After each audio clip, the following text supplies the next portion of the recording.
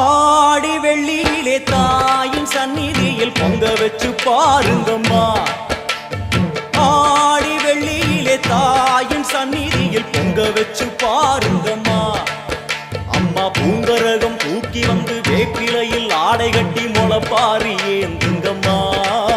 வந்து தாயவள பாருங்கம்மா, அவ வேர்காட்டு மாரியம்மா.